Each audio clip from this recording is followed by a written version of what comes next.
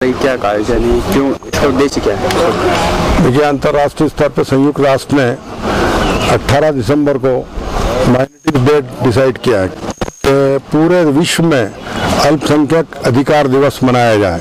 इसी संदर्भ में मध्य प्रदेश राज्य अल्पसंख्यक आयोग भी एक 5 दिन का कार्यक्रम का आयोजन रखा है। उसमें विभिन्न तरह के कार्यक्रम रखे गए हैं। 18 तारीख को हमारे आयोग परिसर में प्रदर्शनी रहेगी और 18 ही तारीख को सेमिनार का एक कार्यक्रम रखा गया है जिसमें माननीय मुख्यमंत्री जी उसकी घोषणा करेंगे, उद्घाटन करेंगे। घोषणा तो हो चुकी है, उद्घाटन करेंगे। और स्वास्थ्य मंत्री जी भी रहेंगे और हमारे ज़िले के प्रभारी मंत्री राघव जी भाई, वित्त मंत्री राघव जी भाई भी रहेंगे और सभी लोग रहेंगे। और उसमें अपन ने कुछ वक्ताओं को बुलाया है कि भाई अधिकार के ऊपर, अल्पसंख्यक अधिकार डे है तो उसके बारे में आप अपने विचार रखें। वो लोग विचार रखेंगे। तो ये तो 18 तारीख का प्रोग्राम हो गया। 19 तारीख को विभागीय और 19 और 20 को विभागीय कार्यक्रम में स्वास्थ्य शिविर भी लगाए जाएंगे और खेलकूद का भी आयोजन किया जाएगा। 21 तारीख को सांस्कृतिक भवन में मशायरे का, एक अखिल भारतीय मशायरे का आयोजन किया गया है, ये जो मुल्ला रमूजी हॉल है उसके अंदर। और 22 तारीख को भैयू जी महाराज इंदौर के संत हैं, उनको अपन ने आग्रह किया था, उन्होंने अपने आग्रह को स्वीकार कर लिया है। तो उनका 1 घंटे आधा घंटे का प्रवचन या बात करने के बाद ये बात कर रही है। तो यह भी सांस्कृतिक कार्यक्रम है। और 22 को मैंने बताया कि भैयू जी महाराज के बाद कव्वाली का आयोजन है और 23 तारीख को सांस्कृतिक कार्यक्रम है और समापन है। ईश्वर दास जी रोहानी मध्य प्रदेश विधानसभा के अध्यक्ष उसका समापन करेंगे। जी, वो जो आरोप लगते हैं कि आप देखिए, आरोप का तो कोई जवाब मेरे पास है नहीं, लेकिन अगर पर्टिकुलर कोई शिकायत आती है तो कमीशन उस ढंग से काम करता है। खाली प्रेस में जा करके और आरोप लगा करके काम बनता नहीं। अगर आपके पास बेसिक कुछ है, किसी मसीह समाज के ऊपर कोई अन्याय किया है, भेदभाव किया जा रहा है, तो डॉक्यूमेंट सहित अगर कोई रिकॉर्ड कराता है तो हमारे यहाँ बाकायदा व्यवस्था, हम सेक्शन 9(2) जो है हमारे यहाँ धारा है, उसके अंदर हम आपको बहुत इख्तियारात दिए गए, हम उसमें कार्रवाई करते हैं। भाई, ये बजरंगियों ने जो उठापटक करवाई है, उठक-बैठक, हाँ, ये समाचार में देखने को मिला था और पढ़ने को मिला था। अब किसने कराई है, क्या कराई है, अगर ऐसी कोई आवेदन शिकायत आती है तो उसको गहराई से जाके उसकी जांच करेंगे। देखिए, इसमें हमारा रुख से सीधा बात है कि कोई भी ज्यादती और गुंडागर्दी ठीक नहीं है। वो मेरे द्वारा कराई जाए चाहे आपके द्वारा की जाए, किसी के साथ कोई भी इस तरह का जो बात है वो कहीं से भी उचित नहीं है। आयोग का स्पष्ट मत है, आयोग का सभी का इस तरह का मत होगा कि गुंडागर्दी बर्दाश्त नहीं करना चाहिए। अब पर्टिकुलर किसी दल ने कराई है ना, तो मेरे पास ऐसी कोई शिकायत है और तो फिर कोई सवाल ही नहीं होता। अगर दल के कोई शिकायत करे कि फलाना दल करा रहा है तो अपन दल पर जाएं। अभी दल की बात ही नहीं है, चर्चाओं में और अखबारों में सुना है कि भाई ये किसी ने कराया है, लेकिन अगर जैसा किया गया है और जैसा बताया गया है, जैसा लिखा गया है, वो अनुचित है। अभी जैसे अल्पसंख्यक अधिकार दिवस की आप बात कर रहे हैं, तो अपन तो राजधानी में बैठे हैं, लेकिन जो हमारे ग्रामीण क्षेत्र में अल्पसंख्यक बसते हैं, उनके लिए आयोग क्या कार्रवाई करता है? उनके लिए आयोग ये करता है कि अभी एक कार्यक्रम था, पिछले वर्ष की बात है, मैं बना था, ये बागली विधानसभा क्षेत्र का। तो वहाँ पर 4 टपरे मुसलमानों के थे। घटना इस प्रकार की थी कि एक महेश्वरी परिवार था, वो अपनी कार लेके मारुति से जा रहे थे।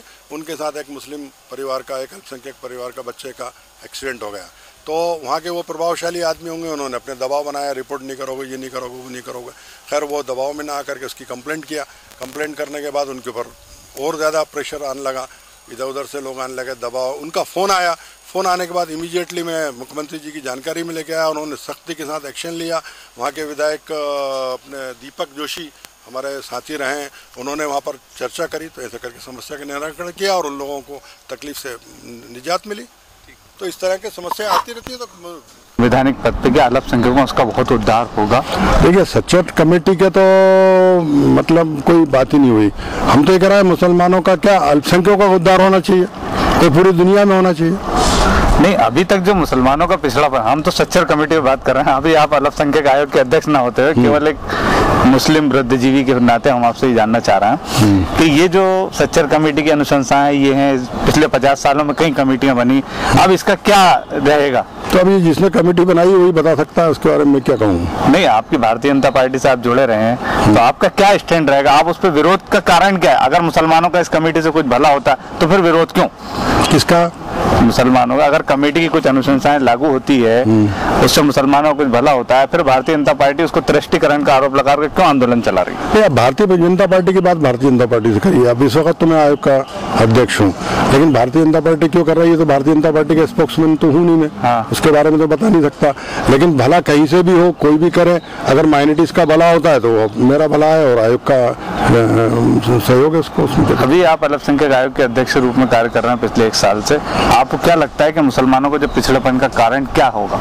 देखिए, मेन कारण तो अशिक्षा है। देखिए, दुनिया की हर तरक्की का राज जो है एजुकेशन में छुपा है। जब तक आपके पास इंफॉर्मेशन नहीं है, एजुकेशन नहीं है, जानकारी नहीं है, तो आप आगे कैसे बढ़ पाएंगे?